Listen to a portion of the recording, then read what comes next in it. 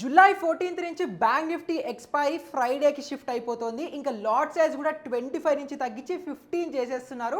ఈ move right BSc వాళ్ళు ఎప్పుడైతే ఫ్రైడేకి షిఫ్ట్ చేశారో వాళ్ళకి అగేన్స్ట్ గా ఎన్ఎస్సీ ఒక మాస్టర్ స్ట్రోక్ ని తీసుకొచ్చింది. సో ఈ వీడియోలో అసలు మనము బ్యాంక్ నిఫ్టీ ఎక్స్పైరీ ఎందుకు చేంజ్ చేశారు, దీంట్లో ఎన్ఎస్సీ వాళ్ళకి అడ్వాంటేజ్ ఏంటి, ఇది మనకి మంచిదా కాదా, ఇప్పటి వరకు బ్యాక్ టెస్టింగ్ రిజల్ట్స్ మీద ఫార్వర్డ్ టెస్టింగ్ చేసి ఆల్గో ట్రేడింగ్ చేసే వాళ్ళందరూ ఇప్పుడు ఇర్రిలవెంట్ అయిపోతారా, మనకి ఎన్ని ఎక్స్పైరీలు ఉన్నాయి, ఎక్స్పైరీ ట్రేడింగే చేయాలనుకుంటే యాజ్ అ బిగినర్ మనం ఏ ఎక్స్పైరీని చూస్ చేసుకోవాలి, ఇంకా మొత్తం కంప్లీట్ డీటెయిల్స్ అన్నిటితో ఈ వీడియో స్టార్ట్ చేద్దాము.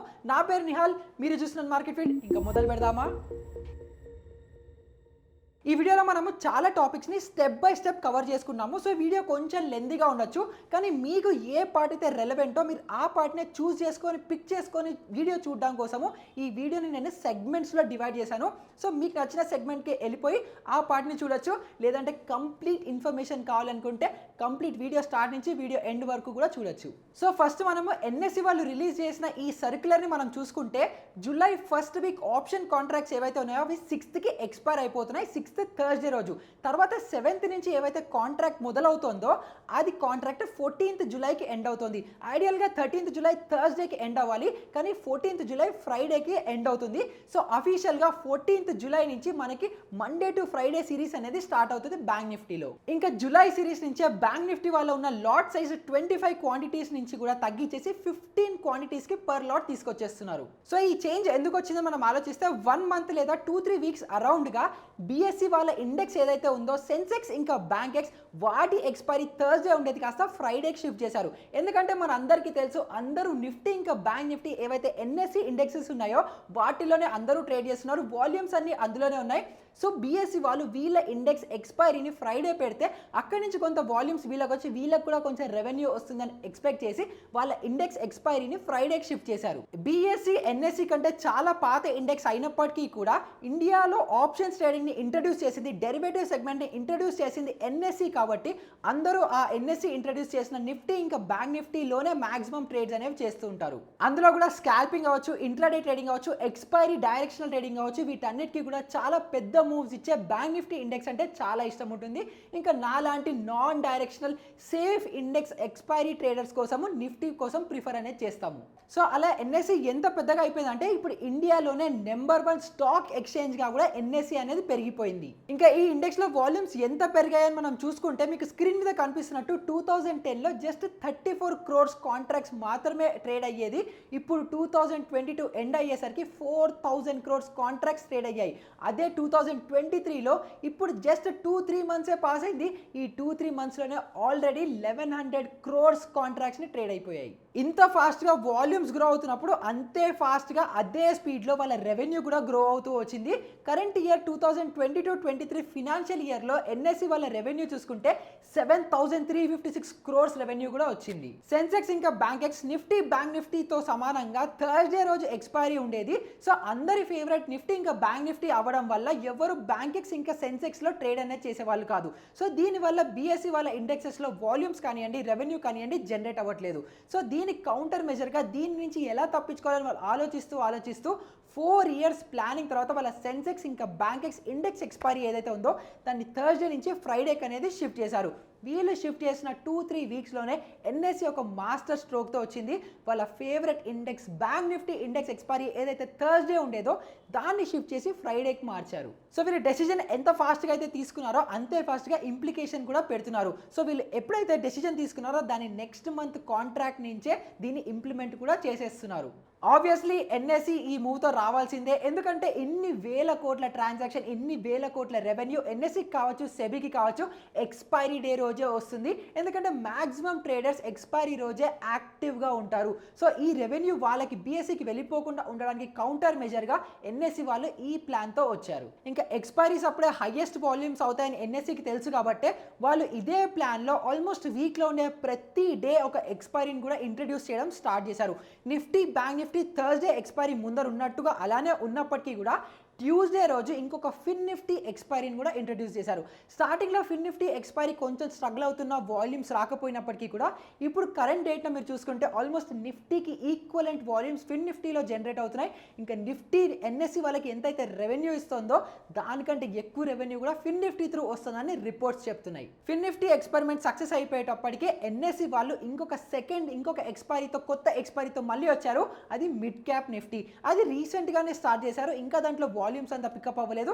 కానీ ఎవ్రీడే ట్రేడ్ అవుతుంటే, ఎవ్రీడే ఎక్స్పైరీ ఉంటే ఎవరు ట్రేడ్ చేయడానికి ఇష్టపడరు. సో స్లోగా దాంట్లో ఆ ఎక్స్పైరీ రోజు కూడా వాల్యూమ్స్ పికప్ అవుతాయని మనం గ్యారంటీగా చెప్పొచ్చు. ఇంకా మీకు ఇందాక చెప్పినట్టు ఎన్ఎస్సి వాళ్ళు వీక్లో ఉండే ప్రతిరోజు ఎక్స్పైరీ ప్లాన్ చేస్తున్నారని. సో అలా మనం ఇప్పుడు చూసుకుంటే మండే రోజు వేకెంట్గా ఉంది, ట్యూస్డే రోజు ఫిన్ నిఫ్టీ ఎక్స్పైరీ ఉంది, వెడ్నెస్డే రోజు మిడ్ క్యాప్ నిఫ్టీ ఎక్స్పైరీ ఉంది, థర్స్డే రోజు మన ఫేవరెట్ నిఫ్టీ ఎక్స్పైరీ ఉంది, ఇంక ఇప్పుడు ఫ్రైడే రోజు మనకి బ్యాంక్ నిఫ్టీ ఎక్స్పైరీ ఉంది. సో ఫ్రైడే రోజు మనకి బ్యాంక్ నిఫ్టీ వచ్చేసింది కాబట్టి ఇప్పుడు మండే రోజు మనకి ఇంకొక ఇండెక్స్ని ఇంట్రడ్యూస్ చేస్తారా, లేకపోతే ఆల్రెడీ ఎగ్జిస్టింగ్ ఏదైనా ఇండెక్స్ని మళ్ళీ ఫ్యూచర్ అండ్ ఆప్షన్స్ కాంట్రాక్ట్ని ఇంట్రడ్యూస్ చేసి దాన్ని మండే రోజు పెడతారో మనం చూడాలి. ఇంక ఇందులో మేజర్ అడ్వాంటేజ్ ఏంటంటే ఇంతకు ముందర సేమ్ డే ఎక్స్పైరీ ఉండడం వల్ల నిఫ్టీయో బ్యాంక్ నిఫ్టీయో ఏదో ఒక్క ఇండెక్స్లోనే మన క్యాపిటల్ అనేది ఉండేది. కానీ ఇప్పుడు డిఫరెంట్ ఎక్స్పైరీస్ ఉండడం వల్ల నిఫ్టీ థర్స్డే రోజు ట్రేడ్ చేస్తాం, తర్వాత క్యాపిటల్ని తీసేసుకొని బ్యాంక్ నిఫ్టీలో మళ్ళీ మనం మన సేమ్ క్యాపిటల్ని పెట్టచ్చు.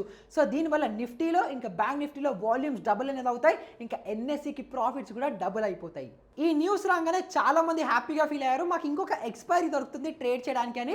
సేమ్ అదే టైంలో ఎవరైతే ఆల్గో ట్రేడర్స్, ఎవరైతే సిస్టమ్ బేస్డ్ ట్రేడర్స్ ఉన్నారో వాళ్ళకు ఒక నైట్ మేర్గా కూడా మారింది.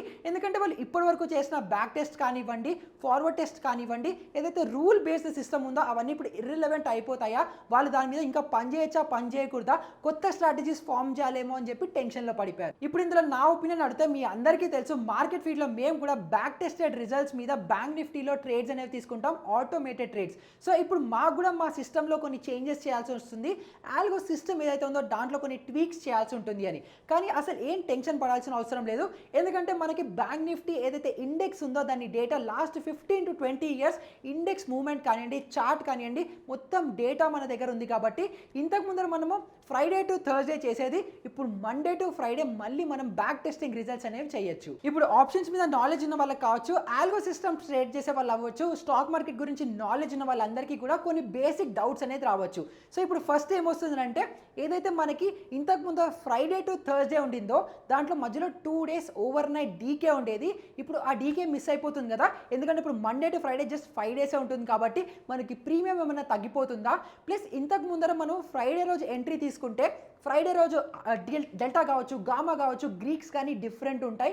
కానీ ఇప్పుడు అదే మండేకి వస్తే మన గ్రీక్స్ ఏమన్నా మారిపోతాయా, మన డెల్టా వాల్యూస్ అవ్వచ్చు, గామా వాల్యూస్ అవ్వచ్చు, ఇవన్నీ కూడా చేంజ్ అవుతాయి కదా, అవి మనం ఎలా టెస్ట్ చేస్తాము అని. ఇంకా ఆల్మోస్ట్ ఎవ్రీడే ఎక్స్పైరీ ఉంటే వాలిటిలిటీ కూడా పెరిగిపోతుంది కదా, ఇంకా ఆప్షన్ బయర్స్ అవ్వచ్చు, సెల్లర్స్ అవ్వచ్చు, సిస్టమ్ బేస్డ్ ట్రేడర్స్ అవ్వచ్చు, అందరికీ కూడా ప్రాబ్లం వస్తుందేమో అని కూడా డౌట్స్ వస్తూ ఉంటాయి. ఇలానే చాలా క్వశ్చన్స్ అందరికీ వస్తూ ఉంటాయి. ఇంకా మార్కెట్స్ ఎలా అయితే డైనమిక్కో 10 years ముందర బ్యాంక్ నిఫ్టీ ఎలా మూవ్ అయిందో ఇప్పుడు అలా మూవ్ అవ్వదు కదా, చేంజెస్ వస్తుంటుంది, దాని మూమెంట్లో పెరుగుతుంది, వాలటిలిటీ మారుతూ ఉంటుంది. సేమ్ అప్పుడు మనం ఏదైతే సిస్టమ్ని ట్రేడ్ చేస్తున్నామో దాంట్లో చిన్న చిన్న చేంజ్ చేసి ఎలా అయితే ట్వీక్ చేసుకున్నామో ఇప్పుడు కూడా మనము మార్కెట్ కండిషన్ని బట్టి అలాగే ట్వీక్స్ కానివ్వండి, చేంజెస్ కానివ్వండి చేసుకోవాల్సిన అవసరం ఉంటుంది. మీ అందరికీ తెలుసు ముందర మార్కెట్లో లెవరేజ్ అనేది ఉండేది. సో లెవరేజ్ ఉన్నప్పుడు మనం తక్కువ అమౌంట్కే స్ట్రాడల్స్ కానివ్వండి, స్ట్రాంగిల్స్ కానివ్వండి సెల్ చేసేవాళ్ళం. సో తర్వాత ఏమైంది, లెవరేజ్ అనేది కట్ అయిపోయింది. అప్పుడు ఆప్షన్స్లో హెడ్జింగ్ కాన్సెప్ట్ అనేది వచ్చింది. హెడ్జింగ్ వచ్చినప్పుడు మనము స్ట్రాడల్స్ చేసేవాళ్ళు ఐరన్ ఫ్లైస్కి షిఫ్ట్ అయ్యారు, స్ట్రాంగిల్స్ చేసేవాళ్ళు ఐరన్ కౌంటర్కి షిఫ్ట్ అయ్యారు. సో అప్పుడు మనకి లెవరేజ్ పోయినప్పుడు ఎలా అయితే మనం కొత్త సిచ్యువేషన్కి అడాప్ట్ అయ్యి చేంజ్ చేసుకున్నామో ఇప్పుడు కూడా బ్యాంక్ నిఫ్టీ ఎక్స్పైరీ కొత్తగా వచ్చినప్పుడు మేబీ ఫ్రైడే ఉండే delta, theta, gamma values Monday theta, gamma వాల్యూస్గా మనం ప్రెడిక్ట్ చేసి దాన్ని మనం ఆప్షన్ సిమ్యులేటర్లో సిమ్యులేట్ చేసి మనం అలాగా ఆ డేటా మనం డిరైవ్ చేసి దాని మీద బ్యాక్ టెస్టింగ్ కూడా చేసి దాంట్లో డిఫరెంట్ రిజల్ట్స్ వచ్చే ఛాన్సెస్ ఉంటాయి. సో మేము కూడా మా సిస్టమ్స్లో కొంచెం ట్వీక్స్ చేంజెస్ చేస్తుంటాం కాబట్టి అలా బ్యాక్ టెస్టింగ్ రిజల్ట్స్లో మాకు ఏదైనా ఇన్ఫర్మేటివ్గా ఏదైనా చేంజెస్ లేకపోతే మీకు ఏదైతే హెల్ప్ఫుల్ అనిపిస్తుందో అది మాకు తెలిసినప్పుడు మీకు కూడా డెఫినెట్గా మీకు నేను ఒక కంప్లీట్ ఇన్ డీటెయిల్ వీడియోలో చేసి కూడా ఎక్స్ప్లెయిన్ అనేది చేస్తాను. సో ఇప్పుడు మనకి ఇంకొక ఎక్స్పైరీ ఉంటే ఇది ఎవరికి ప్రాఫిటబుల్, ఆప్షన్ బయర్స్కా, సెల్లర్స్కా, ఇంట్రాడే వాళ్ళకా, పొజిషనల్కా, అది తెలుసుకుందాం. సో ఫస్ట్ మనం అందరికంటే ఎక్కువ ఫ్యాసినేటింగ్గా, ఇంట్రెస్టింగ్గా, ఎక్సైటింగ్గా అందరూ చేయాలనుకునే ఆప్షన్ బయర్స్ పర్స్పెక్టివ్ గురించి ఆలోచిద్దాం. సో మీరు ఆప్షన్ బయర్స్ ఎక్స్పైరీ డే రోజు చూసుకుంటే చాలామంది హీరో జీరో ట్రేడ్స్ తీసుకుంటారు. ఈ హీరో జీరో ట్రేడ్స్ ఏంటి, ఆల్మోస్ట్ ఒక 10 రూపీస్ ఉన్న ప్రీమియం, 5 రూపీస్ ఉన్న ప్రీమియంని మనం బై చేస్తాము. అది 10, 20, 30, 40 ఒక్కొక్కసారి అయితే 100, 200 కూడా టచ్ అయిపోతుంది. సో మనకి ప్రాఫిట్ వస్తే ఎక్కువ వస్తుంది, లాస్ వస్తే మనం పెట్టిన 5 రూపీస్ 10 రూపీస్ ప్రీమియం ఏదైతే ఉందో అది జీరో అయిపోతుంది. సో ఇప్పుడు మనకి వీక్లో 4 ఎక్స్పైరీస్ వస్తున్నాయి కాబట్టి ఒక ఎక్స్పైరీ కాకుండా ఇంకొక ఎక్స్పైరీ, ఇంకోటి కాకపోతే ఇంకో దాంట్లో మనకి మ్యాక్సిమం విన్ అయ్యే ప్రాబబిలిటీ అనేది పెరుగుతుంది. కానీ మీరు ఒక్కటి గుర్తుపెట్టుకొని, ఇది ఓన్లీ స్కిల్ ఉన్న వాళ్ళకి, ఎవరైతే ఆ హీరో టు జీరో గేమ్ని ప్రెడిక్ట్ చేసి ప్రాపర్గా అనాలిసిస్ చేసి తీసుకోగలరో వాళ్ళకే ప్రాఫిటబుల్ ఉంటుంది. ఎందుకంటే ఇందాక నేను చెప్పినట్టు మనం ఏదైతే ప్రీమియం పెడతామో అది జీరో అయిపోతుంది అనుకుంటున్నాం కాబట్టి ఎవరికైతే నాలెడ్జ్ లేదో వాళ్ళు వాళ్ళ డబ్బుల్ని జీరో కూడా చేసుకునే ఛాన్సెస్ అంతే పెరుగుతాయి. ఇంకా ఇంట్రాడే ఆప్షన్ బయర్స్ పర్స్పెక్టివ్లో కూడా చూసుకుంటే ఎక్స్పైరీ రోజు ఆప్షన్ ప్రీమియమ్స్ తక్కువ ఉంటాయి కాబట్టి చిన్న ఎస్ఎల్తో ఎక్కువ టార్గెట్స్ వచ్చే ఛాన్సెస్ ఉంటాయి. కానీ ఇంకొకటి ఇందాక నేను చెప్పిన పాయింటే మళ్ళీ గుర్తుపెట్టుకోండి, ఎవరికైతే risk management, money management, stop loss ప్రాపర్గా మెయింటైన్ చేసి వాళ్ళ క్యాపిటల్ అలొకేషన్ ప్రాపర్గా ఉంటుందో వాళ్ళకి ఇది అడ్వాంటేజ్. ఎందుకంటే ఆల్రెడీ డబ్బులు సంపాదిస్తున్న వాళ్ళు, ఎవరైతే స్కిల్ ఉందో వాళ్ళు ఇంకా డబ్బుల్ని సంపాదిస్తుంటారు. ఎవరికైతే స్కిల్ లేకుండా దీన్ని ఒక గ్యాంబ్లింగ్గా చూసి ఇష్టం వచ్చినట్టు ట్రేడ్ చేస్తున్నారో వాళ్ళకి ఇంకా డబ్బులు పోయే ప్రాబబిలిటీ పెరుగుతుంది. ఇంక ఇప్పుడు సేఫ్గా, కన్జర్వేటివ్గా రిటర్న్స్ ఆలోచించే నాలాంటి ఆప్షన్ సెల్లర్స్ కోసం చూసుకుంటే ఇది ఒక గోల్డెన్ ఆపర్చునిటీ అని చెప్పాలి. ఎందుకంటే ఇంతకు ముందర థర్స్డే ఒక్కరోజే ఎక్స్పైరీ ఉంటే వీక్లీ బేర్ మినిమం 1% ప్రాఫిట్ వస్తే చాలు అనుకునే నాలాంటి వాళ్ళ కోసము థర్స్డే రోజు 1% కోసం బేర్గా చిన్న రిస్క్, క్యాలిక్యులేటెడ్ చిన్న రిస్కే తీసుకునేవాడిని. కానీ ఇప్పుడు నాకు 3-4 ఎక్స్పైరీలు, ఇప్పుడున్న కరెంట్ వాల్యూలో 3 ఎక్స్పైరీలు అనుకున్నా కూడా ఒక్క ఎక్స్పైరీలో 0.33% ప్రాఫిట్ వచ్చినా కూడా ఇంతకు ముందర 1% ఉంటే ఇంకా తక్కువ లీస్ట్ అమౌంట్ ఆఫ్ రిస్క్తో నాకు నా 1% టార్గెట్ చాలా ఈజీగా వస్తుంది. అదే నేను కొంచెం స్కిల్ఫుల్గా ఉండి ఇంకొంచెం అటెన్షన్ పే చేస్తూ ఇంకా కేర్ఫుల్గా ట్రేడ్ చేస్తే మేబీ 2% కూడా ఎవ్రీ వీక్ ఈజీగా ప్రాఫిట్ అనేది తీయచ్చు. సో మీరు ఒకవేళ ఇంకా సేమ్ అలాగే ప్రాఫిట్ చేసుకోవాలి, నాతో పాటు ప్రాఫిట్ చేసుకుంటూ నాతో పాటు కూడా ట్రేడ్ చేయాలని మీరు అనుకుంటే కిందున్న డిస్క్రిప్షన్లో టెలిగ్రామ్ ఛానల్ అవ్వచ్చు, లేదంటే మీకు స్క్రీన్గా ఫ్లాష్ అవుతున్న QR కోడ్ని కూడా స్కాన్ చేసి టెలిగ్రామ్ గ్రూప్లో జాయిన్ అవ్వచ్చు. ఎందుకంటే అక్కడ నా సేఫ్ ఆప్షన్ సెల్లింగ్ ట్రేడ్ని నేను పబ్లిష్ చేస్తూ ఉంటాను. మీరు కూడా నాతో పాటు జాయిన్ అయ్యి సేఫ్గా బేర్ మినిమం 1% పర్ వీక్ మనం ఎక్స్పైరీ రోజు ట్రేడింగ్ చేస్తూ ప్రాఫిట్ సంపాదించడానికి ట్రై చేద్దాం. సో ఆప్షన్ సెల్లర్స్కి ఇంకొక ఎక్స్పైరీ ఉండడం ఎప్పుడు అడ్వాంటేజే. ఎందుకంటే ఆప్షన్ సెల్లర్స్కి ఎక్స్పైరీ రోజు వాళ్ళకి ఎడ్జ్ అనేది ఉంటుంది. మీరు ఇంట్రాడే ఆప్షన్ సెల్లర్స్ని కూడా చూసుకున్నా వాళ్ళకి ఇనీషియల్గా వాళ్ళ డైరెక్షన్లో కొంచెం మార్కెట్ మూవ్ అయ్యి తర్వాత వాళ్ళకి రివర్స్ వచ్చినప్పటికీ కూడా వాళ్ళకి కంప్లీట్ ప్రీమియం అనేది జీరో అయిపోయి వాళ్ళకి ప్రాఫిట్ అనేది వస్తుంది.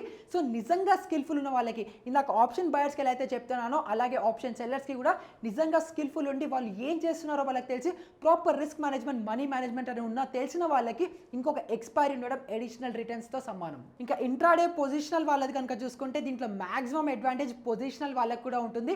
ఎందుకంటే ఇంతకు ముందర బ్యాంక్ నిఫ్టీ ఎక్స్పైరీ రోజు ఫ్రైడే రోజు వాళ్ళు పొజిషన్స్ అనేవి తీసుకునే వాళ్ళు. ఇంకా నెక్స్ట్ మార్కెట్ మండే ఓపెన్ అయ్యేది. ఫ్రైడే ఇంకా సాటర్డే ఈ గ్యాప్ అప్స్ వల్ల, గ్లోబల్ న్యూస్ వల్ల గ్యాప్ అప్ కానివ్వండి, గ్యాప్ డౌన్ కనుక రానియడం వల్ల వాళ్ళకి లాసెస్ అనేవి వచ్చేవి. కానీ ఇప్పుడు డైరెక్ట్ ఫ్రెష్ పొజిషన్ మండే తీసుకుంటారు కాబట్టి మండే టు ఫ్రైడే మధ్యలో గ్యాప్ లేదు కాబట్టి వాళ్ళకి ఎక్కువ గ్యాప్ అప్స్, గ్యాప్ డౌన్స్ రావు కాబట్టి వాళ్ళ లాసెస్ అనేవి తగ్గిపోతాయి. ఇంకా ఆబ్వియస్లీ ఇంట్రాడే చేసే వాళ్ళకి ఎక్స్పైరీ ఉంటే వాళ్ళు ఆ ఇంట్రాడే మూవ్మెంట్ని ఎలాగో క్యాప్చర్ చేసుకొని వాళ్ళు ఈజీగా ప్రాఫిట్స్ అనేవి సంపాదించుకోగలుగుతారు. సో కంక్లూజన్కి వచ్చేసి నా ఒపీనియన్ కనుక చెప్తే ఇది చాలా మంచి న్యూస్. నిజంగా నాలెడ్జ్ ఉండి ప్రాపర్ రిస్క్ మేనేజ్మెంట్తో, ప్రాపర్ మనీ మేనేజ్మెంట్తో, ప్రాపర్ రిస్క్ రిపోర్ట్తో ట్రేడ్ చేసే వాళ్ళందరికీ ఇది ఒక గోల్డెన్ ఆపర్చునిటీ అని చెప్పాలి.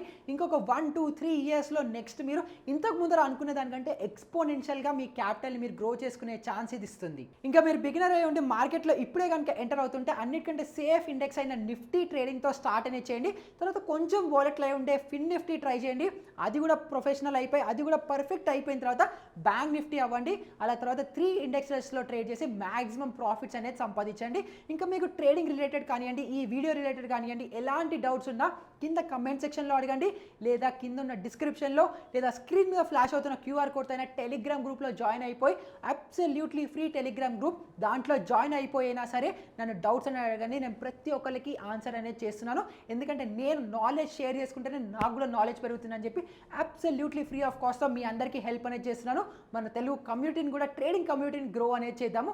సో మీరు ఇంకా మీ అందరికీ తెలిసిన లైవ్ ట్రేడింగ్ వీడియోస్ కూడా పెడుతున్నాను. సో లైవ్ ట్రేడింగ్ వీడియోస్ కావాలంటే ఇక్కడ నొక్కండి, ఇంకా ఛానల్ని సబ్స్క్రైబ్ చేయాలంటే ఇక్కడ నొక్కండి.